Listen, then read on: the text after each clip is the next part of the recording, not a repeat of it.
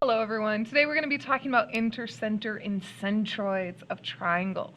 And before we even worry about what those are, let's just kind of explore what we know about triangles and some of our previous terms. So we've talked about angle bisectors before, and when we talked about them with angles like this, just a standalone angle. And we said, well, what's the angle bisector? And you know that bisector is when it splits it into two equal pieces. So an angle bisector is going to split the angle so that you have two smaller angles formed that are the same measures, that this measure here is going to be equal to this measure here. And of course, you can always find the angle bisector using a protractor. You can measure the overall degree and then go ahead and split that in half to find where your angle bisector is going to have to go or aim towards. And you can do that with this triangle here. Let's find the angle bisectors of each of the vertices. And I'm going to just start by taking one of my vertices, and I'm going to find the angle bisector of that. Remember that you will have to probably extend that side so that you can see very clearly where it goes through your protractor. So here I put my center on the vertice, and I have my center line along one of the sides. And then I go ahead and I look and see, okay, well, what's the degree? Now, since this is acute, it's going to be the smaller numbers. And this one looks to be at about 53 degrees. So that means that this angle is 53 degrees. And I can take that 53, divide it in half, and that's going to give me 26.5. And that's going to be the degree that this angle splits evenly into.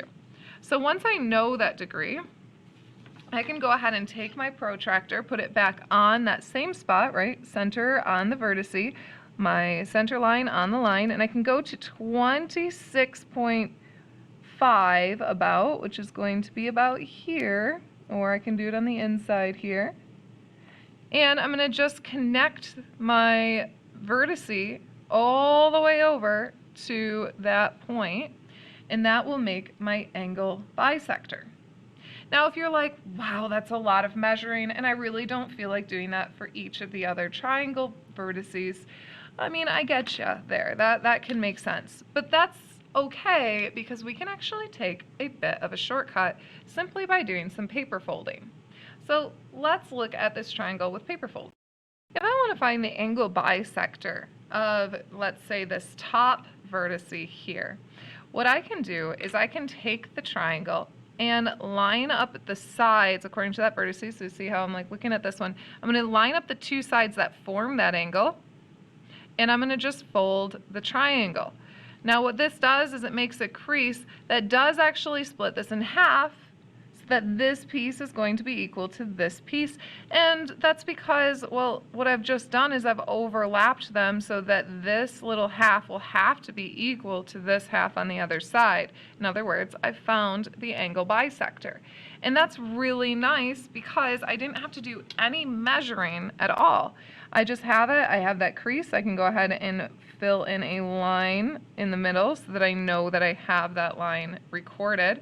And I can repeat that with each of the other vertices to get each of my measurements. So I'm going to look at this vertice now, or this vertex now, and I can simply fold once more, this time doing the two sides that make that angle. I'm going to be careful to line those sides up very neatly, and that will give me my next angle bisector, so that I end up with this.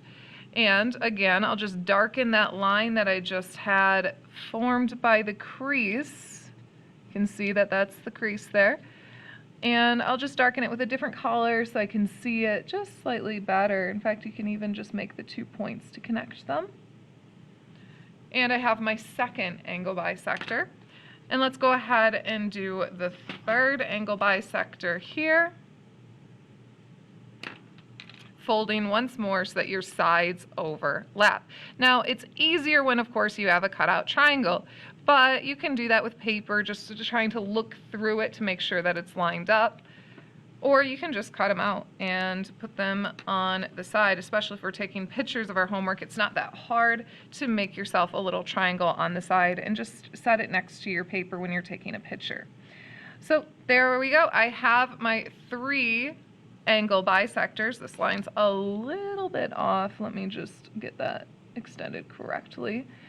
I have my 3 angle bisectors, and notice that they meet in a single point, and that point is right here. Now that point is a very important point. That point is the point that we call the incenter. And there's a few special qualities in it. The incenter is actually going to be the point that is equal distance from each of the sides. Now you've got to be careful here because we're really looking at different lines than we were looking at before. So if I know that this is the incenter of the triangle, I could drop like basically an altitude down, right? And I could do that to each of the sides of this triangle. And this altitude will probably be different than all of the angle bisectors I found, but it will all have the same length, so that this comes in the exact center distance to each of the sides. Therefore, I can fill in my key ideas knowing that the incenter of the triangle is the point of intersection of its angle bisectors, and it will be equal distance from each side of the triangle.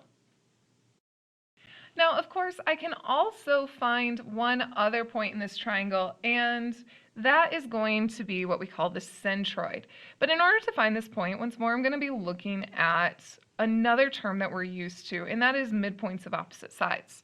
So when I want to find the midpoint of a segment, all I need to do is measure it and divide by 2. So I know that this is 5 centimeters. If I divide that by 2, I get 2.5, so I get a point right here, which is my midpoint.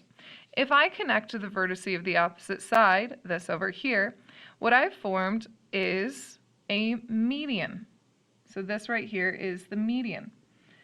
And I can do that to each of the sides. I can find its midpoint. So this one's 4, so the midpoint will be 2. And I can connect it to the opposite vertex, and again have another median. Now notice that this is not a perpendicular bisector because it doesn't come at 90-degree angles, but it is a bisector, right? And it's not an altitude because it doesn't come at 90 degrees. It just comes from that vertex to the opposite side. That's what makes it the median. And again, I only have one side left, so let's find that final side where this side is about 3.7. So we're going to come halfway there, and that's going to give us 1 point. There we go. So what I'm going to do is get that final median in. Oop, that was off. A final median in, which comes through here. And here, notice that they all hit right at this point. Now this point is called our centroid, And just like before, we can actually find all these medians just by doing some paper folding, but it's not quite as instinctive as the last one. I will quick show you how to do it though. Go ahead and take your triangle, and to find the midpoint without measuring, again, you can fold it. This time, what you're going to be doing is matching up vertices so that I'm matching this to this, and I'm just folding it only in that little corner. I'm not even extending the fold down because I only need that midpoint. Now, since those two sides matched up, that means that this and this part are going to be equal. So I'm just going to darken that midpoint for a second, that fold mark that I just made. Now that means that since I have a fold mark and I know that it's according to this vertex, I can then connect that point that I just found to the vertex. It will not be the same as the fold line unless we have an isosceles triangle, because that's the only case where the median will be the same as our perpendicular bisector and angle bisector.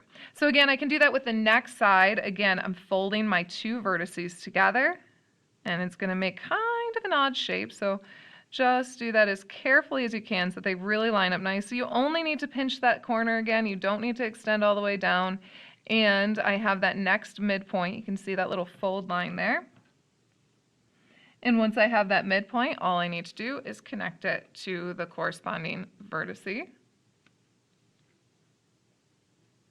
to find my median, which is that line there. And last but not least, do that final fold on that last side that you haven't yet touched. Again, carefully lining up those vertices so that you have that final midpoint. And there's that midpoint. I can connect it to my vertice. And I end up with all of the medians in the triangle. Again, I don't mind you using either method. You can measure or you can fold. Just make sure that you're very precise because it's very easy to get off of the line, and then that means that you won't actually find your centroid because these lines won't quite intersect. So the more carefully you work the first time through, the less you're going to have to redo. Now you might ask yourself, why, Ms. Prinz, will we ever need to know what the centroid is?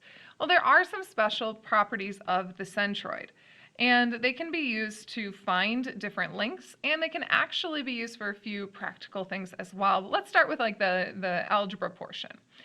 The centroid will always be 2/3 of the distance from each vertex to the opposite side's midpoint. So in other words, here we're going to have the median split into segments of a 2-to-1 ratio. And that means that if I'm looking at this line here, this is 2/3 of the way down to here. So if I have A, B, C, that means that AB is going to be equal to 2/3 of the overall segment AC. And that's going to be the same in each of them. So again, if I put some more points in here, I can call this D and E. This part, the vertex to that centroid, DB, is going to be equal to 2/3 of the overall section, which is DE. Of course, you can also say that this last part is going to be 1/3 of the overall section, so EB is 1/3 of ED. And I could do that with the final median as well, giving me all of the various median lengths, so FG, let's go with, and I'd have that, FB, that larger portion, is equal to 2/3 of of FG. So this is nice because, again, once you have formulas, it means that you can solve for more things. If I only give you, like this length here of, let's say, 15, it means that you could find the overall length of DE by putting it into the formula. So if DB is 15, that means that 15 DB is equal to 2/3 of DE. Well, multiply both sides by the reciprocal, or divide by 2/3, and you find that you can have DE as a length of 22.5, knowing only that one piece of information, that DB is 15. So that can help you solve for missing lengths. Now, with this, there's actually one other kind of fun thing about the centroid, and that is that the centroid is actually the center of gravity for a triangle. So if the triangle is exactly split up and its weight is evenly distributed, so like one point was not going to be heavier on this side versus this side, you can actually balance that triangle on a point by putting your finger underneath its centroid. So here I've put my finger on its centroid, and that's where it balances. If I had tried to move up, my triangle falls off. It will only work there. And if you can really find its exact centroid, like no error at all, you guys could even get it to balance on a pen tip. And if you can take a picture of your centroid balancing on a pen tip, I will give you a bonus point, and you can just submit it with today's assignment. So I hope that you guys have a good time today. I will see you all tomorrow.